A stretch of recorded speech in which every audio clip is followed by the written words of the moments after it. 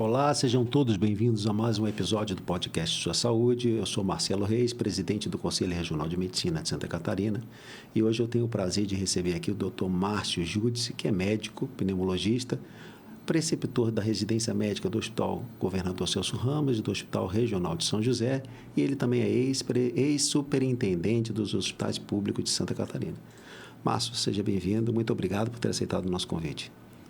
Obrigado, Marcelo. Eu que agradeço a oportunidade de estar nesse espaço aqui importante. Eu queria conversar contigo hoje, Márcio, sobre uma doença que tem um alto índice de morbidade e mortalidade no mundo inteiro, que é a doença pulmonar obstrutiva crônica, o DPOC. Eu queria começar te perguntando o seguinte: o que é doença pulmonar obstrutiva crônica?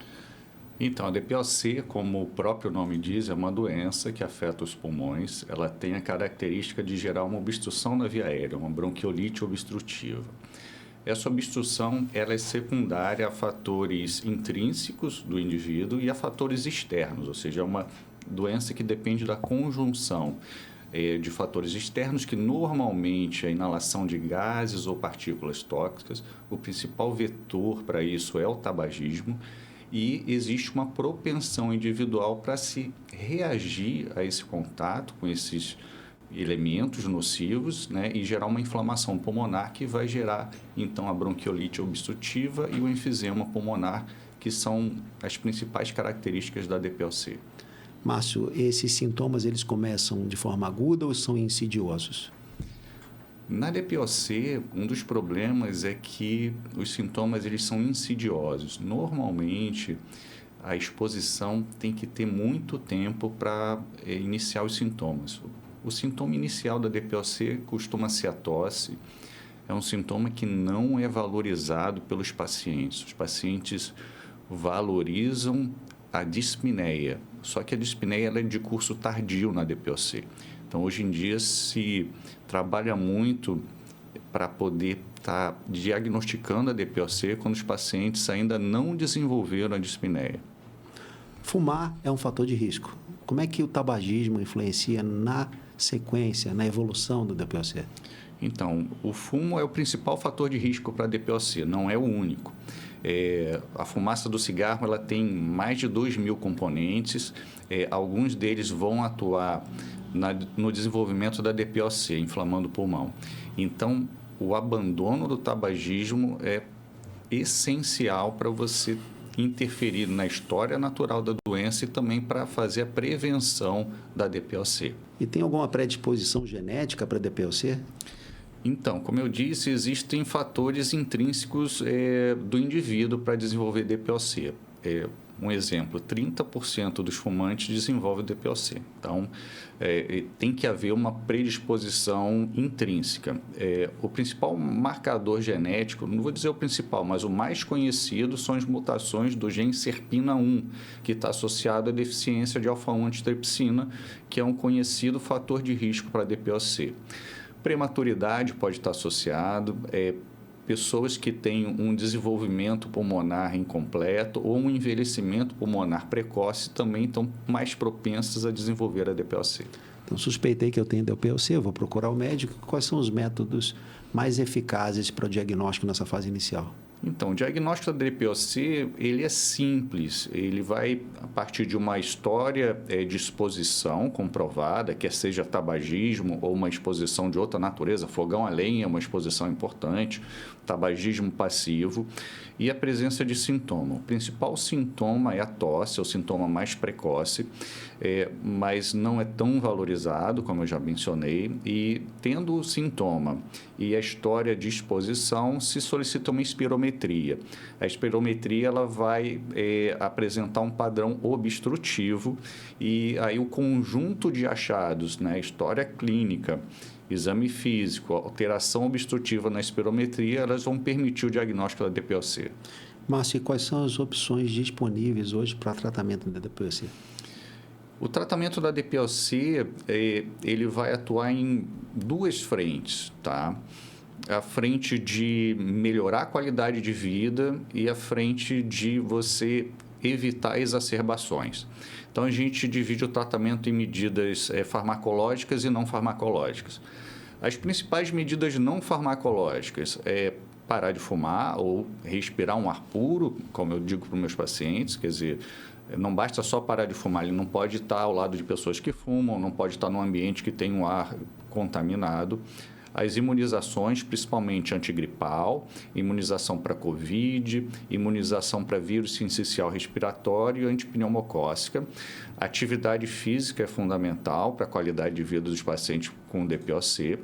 E as medidas farmacológicas, assim, o pilar do tratamento da DPOC são os broncodilatadores. Alguns pacientes vão se beneficiar de outros fármacos, como corticoide inalatório ou inibidores de fosfodiesterase, mas o pilar principal do tratamento são os broncodilatadores. Bom, não tratei ou negligenciei. Quais são as complicações que podem ocorrer da DPOC? Então, o dano é progressivo do pulmão. Uma vez que o paciente não trata, duas coisas vão acontecer. Ele vai exacerbar mais, toda exacerbação faz com que ele acelere o declínio funcional, porque está associada a maior inflamação pelo componente infeccioso e isso agrava a perda progressiva do VF1. Então, ele vai chegar mais rápido no que a gente chama de limiar de dispneia, então o prognóstico é pior. E também ele vai viver mais sintomático. Então, o tratamento é fundamental para o paciente ele viver mais e viver melhor. Márcio, esse tratamento tem cura? A DPOC é uma doença incurável, né? Por definição, uma doença crônica, muitas vezes é progressiva, mas ela é passível de controle, que a gente diz. Então, o paciente ele pode recuperar sua funcionalidade, ele pode reduzir muito os sintomas, a tosse, a dispneia e ter uma vida melhor. A gente sabe que tem algumas doenças associadas ao DPOC. Você podia explicar um pouco para a gente que doenças são essas? A DPOC está associada a várias doenças e muitas dessas doenças elas compartilham os mesmos fatores de risco. Então, o paciente com DPOC muitas vezes tem doença arterial coronariana, um risco aumentado também de doença vascular cerebral, e aí a gente vai botar o tabagismo como um fator em comum para essas doenças. Osteoporose é algo que está bem aumentado nos pacientes com DPOC, depressão, ansiedade, perda de massa muscular também, principalmente nos enfisematosos. Então, um risco aumentado de infecções pulmonares. Então, são várias condições associadas à DPOC. E câncer de pulmão, porque a gente sabe que o tabagismo também é um fator de risco em comum. Alguns pacientes dizem para a gente, eu tenho asma. Outros dizem, não, eu tenho DPOC. E há uma confusão nessa nomenclatura, asma, DPOC. Explica para a gente qual é a diferença entre DPOC e asma. Então, isso é muito importante. São duas doenças crônicas, respiratórias e com padrão obstrutivo. E existe muita confusão no diagnóstico. A asma, ela costuma ter outras doenças associadas, doenças alérgicas. Rinite alérgica, dermatite alérgica, pode ter uma história familiar, o início é mais precoce. Eu costumo dizer para os residentes, assim, um paciente com DPOC, dificilmente ele vai ter menos de 40 anos de idade, tá? É uma doença que é mais tardia. Muito embora a asma possa começar tardiamente, mas isso é um fator. A DPOC tem que ter, no diagnóstico da DPOC, a gente identifica um fator causal, uma exposição ambiental ou hábito de fumar, sempre tem. Um outro ponto é a labilidade dos sintomas. A asma costuma ser uma doença muito lábil e essa labilidade às vezes é sazonal. A DPOC, os sintomas são mais perenes. É muito difícil o paciente ter momentos de normalidade. Então, eu costumo usar uma pergunta que auxilia muito. Eu pergunto para o paciente se há dias em que ele está normal, que ele não sente nada, como se a doença não existisse. Se a resposta for sim, possivelmente a gente está diante de um paciente com asma. O paciente com DPOC, a doença é mais perene.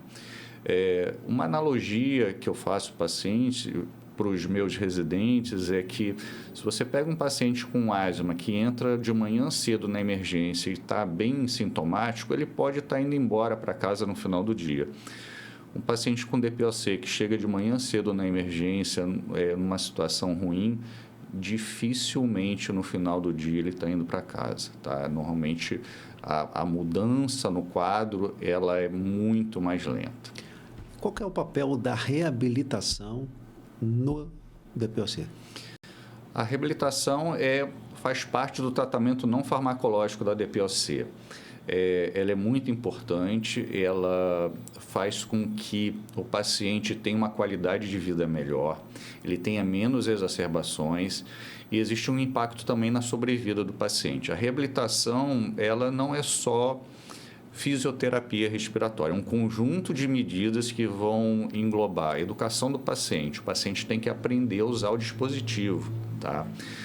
Uma das características da medicação em pneumologia é que o paciente tem que usar a dose correta, no horário certo e da forma adequada. Muitos pacientes não sabem usar o dispositivo inalatório. Então, isso entra. Educação em como usar o dispositivo, indicação de educação para o paciente aprender a identificar precocemente as crises ou exacerbações para buscar tratamento. Isso impacta muito na evolução da doença. Vai englobar atividade física para ganho de massa muscular, fisioterapia e um acompanhamento nutricional também. Então, melhora muito a qualidade de vida, comprovadamente reduz a mortalidade dos pacientes. Márcio, parar de fumar, se afastar de poluente, isso impacta na progressão do DPOC? Impacta em muito. Existe um marcador de progressão da DPOC, que é a inflamação pulmonar. E tem trabalhos que medem essa progressão da inflamação através de lavado broncoalveolar. E a quantidade de neutrófilos ela é diretamente proporcional à inflamação pulmonar nos pacientes com DPOC. Então, os pacientes que param de fumar e param de inalar gases ou partículas irritantes, a gente vê uma redução da população de neutrófilos, reduz a inflamação no pulmão e isso vai gerar uma perda menor de VF1 ao longo do tempo. Olha, eu já queria te agradecer por ter vindo, o assunto é muito interessante. Eu queria te pedir para deixar uma mensagem final para quem nos ouve sobre quais medidas, como diagnosticar, como se prevenir do DPOC.